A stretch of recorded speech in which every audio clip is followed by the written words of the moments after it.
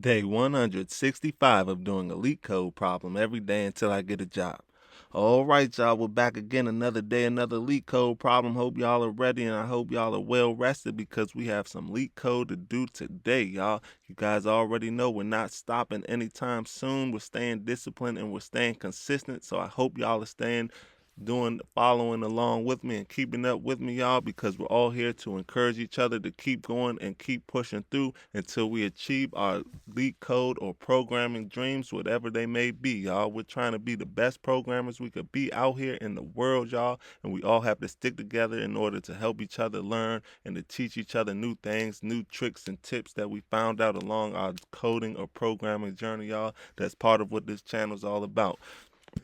Before we get started today, though, y'all, don't forget, bring your mouse right over here and click that subscribe button for me, y'all. Then after you click that subscribe button, go ahead and smash that like button for me, y'all. Then after you smash that like button, I'm calling all of my bankers. I repeat, all of my bankers to the comment section right now. I need y'all to drop 2 bank emojis in the comment section so we could run up this engagement and we could push this content out to a broader audience, y'all. As Swift community members, it's up to us to help the Swift community to grow, and one way we can do that is to share this content with as many people as we can find that will watch it, y'all. So y'all support is appreciated for that.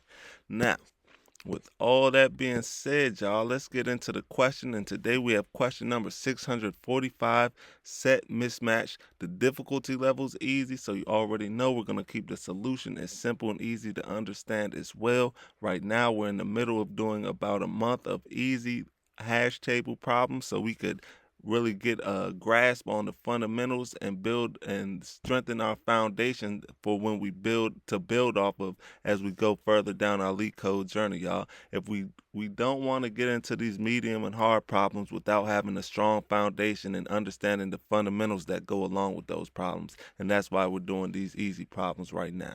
So let's see what the question says. It says you have a set of integers s which originally contains all the numbers from 1 to n. Unfortunately, due to some error, one of the numbers is ns got duplicated to another number in the set, which returns a repetition of one number and the loss of another number.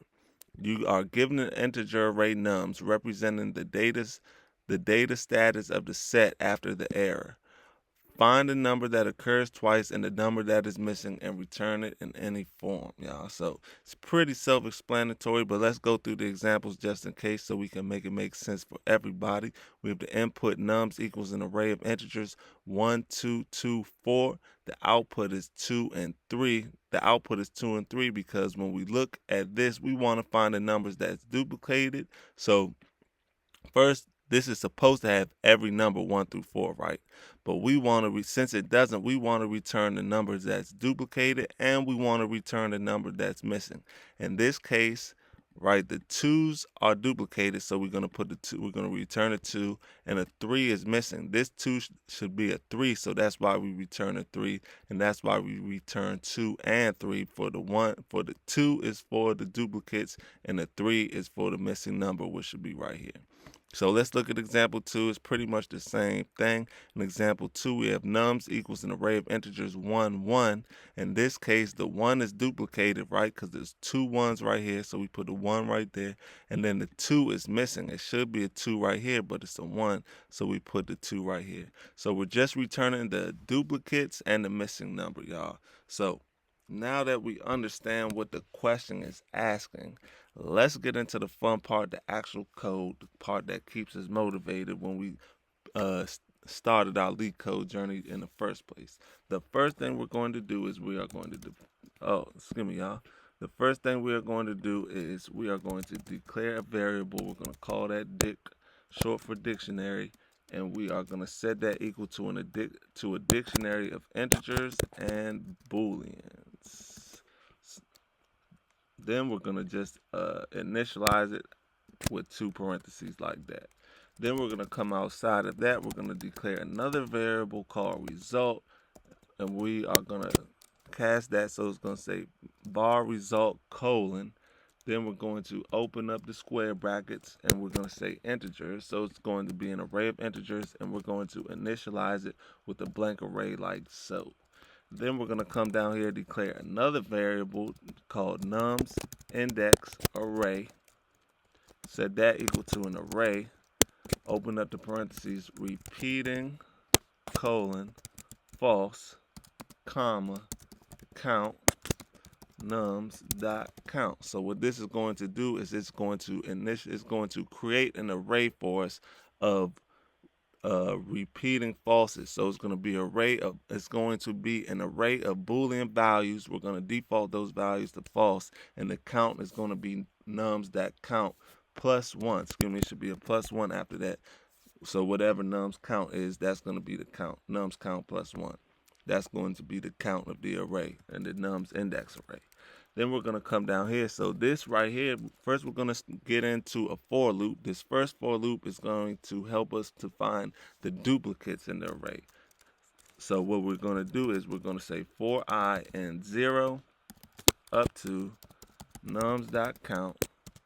We're going to open up the brackets. We're going to say var cur value equals nums of I. So nums square bracket I. Then we're going to come underneath that and we are going to say if dict, open up the square brackets, cur value, which we just set up here. Excuse me, if that does not equal nil, then what we are going to do is we are going to say result dot append append, open up the parentheses, cur value. Then we're going to come down here and we are going to say else, open up the brackets, dict, open up the square brackets, cur value equals, come outside of the square brackets. Then we're going to say equals, oh, sorry, y'all. I don't know what's going on. We're going to say equals true. So what this is going to do is this is going to check for the duplicates, and if we haven't seen it yet, then we're going to append it, right? If we have seen it, then we are going to come down here and we are going to say nums index array square brackets cur value. Then we're going to say equals true.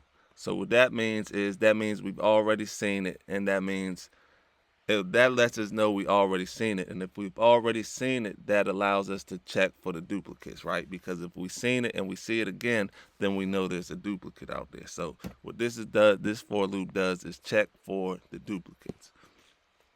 If we haven't seen it, then we're going to append it. If we have seen it, then we're going to set it as true, and we're just not going to do anything with it, right? So then we're going to come down here and we are going to create another for loop, and this right here is going to keep track of the missing numbers. So we're going to say for n1 up to nums.count plus 1. Open up the brackets. Then we're going to say if nums index array, square brackets I does not equal true. So if it does not equal true, that means we haven't seen it yet. We're going to come down here and we're going to say result dot append parentheses I. Then we're going to come underneath that and we're going to say break. Then we're just going to come down here and we are going to say return result. So yeah, like I said, this right here, this is going to, so when we do see a number, right, after we see a number, we're going to mark it as true in the nums index array to the corresponding index. If we see a number, we're going to mark the corresponding index in nums index array as true, and that's going to let us know that we've seen it. So when we loop through the whole array at the end and we find a nums index array we find a corresponding index array, and if it's still marked false at the end, that means we never saw it, and that means that's the missing number, and that's how we find the missing number. So the nums index array is going to help us find the missing number because it's going to keep track of the numbers that we've seen already, and then it will let us know the number that we didn't see that we were supposed to see. So Once again, this is to find the duplicates, this is to find the missing number, and in the end, we're going to return the duplicate and the missing number into this blank result array that we created up here. So let's run it, see how it runs. Make sure there's no typos or any pesky bugs like that, and it's accepted, y'all. So let's keep going. Let's submit it. Make sure it stays accepted, because you never know with LeetCode. Ooh, and look at that, y'all. 69 milliseconds beats 87.88% of users with Swift, y'all. Not too bad, not too bad at all, y'all, for some easy problem doing LeetCode. LeetCoders, y'all. We just some LeetCoders doing easy problems, and this is not bad at all, y'all. It's a good way to start our journey, and we're gonna keep going and keep learning as we go. So before we finish up the day, get one more look at the code, y'all. One more look at the code. Read it, love it, live it, learn it, all that good stuff. One more look at it, y'all. One more look at it. Get that. And yeah, y'all, I hope to see y'all tomorrow for another day, another LeetCode problem. See y'all then.